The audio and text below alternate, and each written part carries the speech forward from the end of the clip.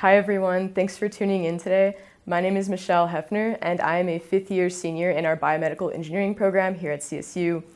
Today I'm interviewing Dean David McLean, so thank you so much for the opportunity to talk to you today. Thank you, Michelle. I'm looking forward to our conversation. Great. So my first question for you is the average student in the college doesn't necessarily have the opportunity to speak to you or interact with you on their average day. How would you introduce yourself, and what's something you would want any student in our college to know? I think the first thing I'd want students to know is that I immigrated to this country as a child in middle school. I'm also the first in my family to be able to go to get a college degree. And my wife and I are both very proud CSU alums. We both got our master's degree from CSU back over 40 years ago, so a while ago. In your 8 years as dean of our college, what have been some of the watershed moments for you? So what have been some of the highlights, some of your favorite moments, and then what have been some of the challenges that you've faced? So I think for sure a highlight is the amazing gift from Walter Scott that has transformed the college. He has generously given funds to provide scholarships to our students at both undergrad and grad levels.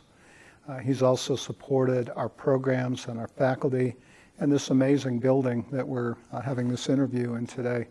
This was all enabled through the generosity of Walter Scott. I think another highlight that I'm proud of is our college's focus on student success, realizing that maybe especially for engineering students, the first couple of years are very challenging and hard. So really making a concerted effort to support the success of those students, to give them the support and help them learn the skills that are really necessary to be successful in engineering. That's something I'm very proud of. And for sure, I think the biggest challenge that I've experienced is for all of us, the experience of dealing with COVID the past 18 months. This has been so disruptive and so challenging, and yet going through the process, I think we adapted, we persevered, we learned from this process. And I think on the back end, I look back on it, and I think we probably managed this as good as we possibly could. But I'll also say that I'm very glad things are beginning to move to more normal, and I'm looking forward to seeing everyone back on campus this fall. Okay, so for our students who are just now coming to CSU as first-year students, probably very excited to join us for in-person learning, what is something you're very proud of pertaining to our college that you would love for our prospective students to know? I hope they find the experience, and I think this is genuine, that the students here care about each other, that it's a very collaborative environment to go to school here, to be an engineering student here, that our faculty and staff are here to support them and help them be successful. I also hope that they find the experience, even in their first year, that they're beginning to do projects with fellow students and beginning to see the connections of what it means to be an engineer. I think the final thing I would say is when I talk to students, why did you come to CSU? Why are you in engineering? The answer I get almost always is I want to be an engineer so I can go out in the world and have an impact and make our world a better place. And I hope that's, for those students coming into engineering, I hope that's their desire as well. So a lot of people might not be aware of some of the work we've been doing behind the scenes here at the college, but this past year that we've been remote learning and online, you and I, along with Assistant Dean Burt and a couple of other student leaders, have been working on a lot of initiatives regarding diversity, equity, and inclusion within the college. Is there anything new that we should know about as students, or anything you'd like to say about the work we've been doing? So first, Michelle, let me begin by saying Dr. Burt and I so greatly value this opportunity that we had just to hear directly from our students the concerns on some of the issues they were experiencing, and also brainstorm on things. How can we begin to improve the environment and culture for all of our students? Diversity of our students is a reality. It's a reality in society, and going forward, we're going to be more diverse. So I think an essential goal for us is to help our students understand that learning the skill, having experiences with communicating, interacting, and working with individuals from different backgrounds is going to be a skill that's going to help them in life and in their careers. I hear from companies over and over again about how an essential element, an essential skill in the new graduates they're hiring is an ability to work with with teams of individuals that are diverse in makeup. That's just the reality of the workplace. So I think a challenge for us is to help our students understand that it's not just the technical skills you need to learn, but it's also having the skill and ability to work effectively with individuals from different backgrounds. That's going to be an essential skill for them to be successful in their careers. Mm-hmm. How are you attempting to bridge the gap between academia and industry for particularly our younger students, our first and second year students? So I'll give you two examples, Michelle. One is that really all of our undergraduate programs have been very fortunate to be able to get working professionals that have taken a career change and decided that they want to go into teaching, particularly engineering. And we've been able to bring into our professors a number of individuals with very significant professional experience. And what they have been able to do is share with the students to help them learn, yes, the technical skills, but also to see the relevance and practice of engineering and how they can apply those technical skills to real-world problems. I think a second area that I'd point to is our Scott Undergraduate Research Experience Program. For the past 3 years, we've been able to place first-year and second-year students into labs working with our faculty.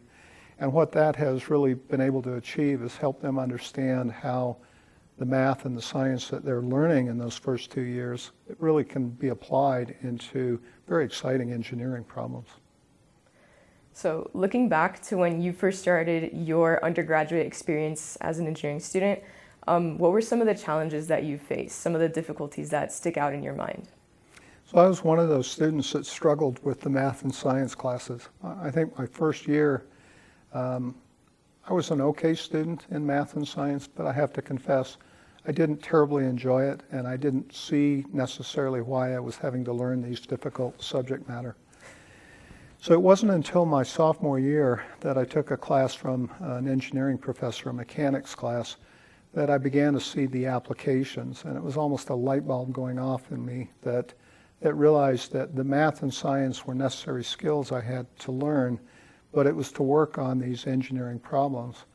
So I think what is necessary is that, and we've been making efforts towards this goal, is to bring those engineering classes into our first year and into our second year and help students learn early on the applications of the math and science and how it applies to real engineering problems that are of interest to our students.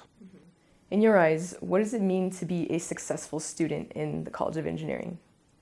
I think it's important to recognize that it's not only in the classroom that you need to be successful.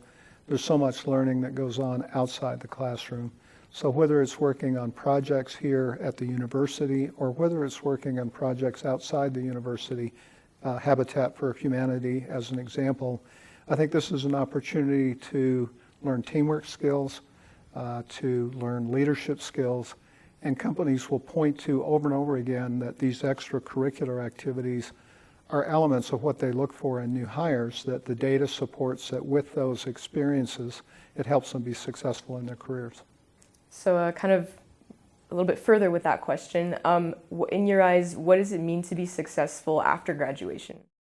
So what I hope is that their experience of getting their engineering degree has prepared them for success in their jobs when they go out, that they're able to do the things that they find exciting, that they're passionate about, that they're able to have that impact that I described earlier that I hear from our students, that they're making our world a better place. But I also think it's important for our graduates to realize that, graduating, you're not done learning. You're going to continue learning as you go out into your jobs, and that's going to be an important skill that they adapt to and learn to help them be successful throughout their career. How has your perspective on what it means to be dean changed from when you first started in 2013 to now, 2021?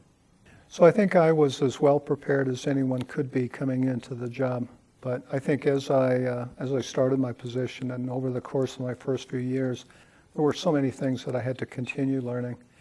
I think the other thing that I learned is that surrounding myself with great colleagues is really an element that has helped me be successful and helped the college be successful. And I'm just so grateful to have those amazing colleagues around. It's helped the college. So to wrap our questions up, what is your vision for the college 5 years from now? So I think one thing I point to is that our student body is going to be even more diverse 5 years from now. To connect it with what I had identified earlier as an important skill for our students to learn to work effectively with individuals from different backgrounds, it's going to really be important that we incorporate that across our entire student body to support the success of all students. I think the other thing that I think is really important is to recognize that we're facing some very important challenges in our world today. Just to name a couple, climate change and how this is impacting water resources, how it's impacting air quality and human health, how it's impacting the spread of infectious diseases. These are going to require new solutions from our faculty and our students as they go forward in their careers.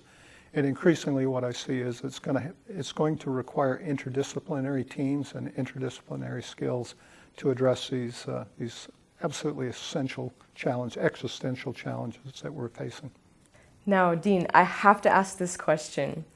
What song makes you just drop everything you're doing and dance? So first I have to say I'm not a great dancer, but my wife and I do enjoy dancing when we can. And I think I would say that any Bruce Springsteen song will get us out on the dance floor. That's awesome. Am I dating myself a bit when I say that? No. No? No. Okay, that's cool. I like that. Dean, thank you so much for your time today to have a little conversation with me. I'm sure our students will learn a lot from you and your journey and your experiences. So thank you, and I hope we can do this again sometime.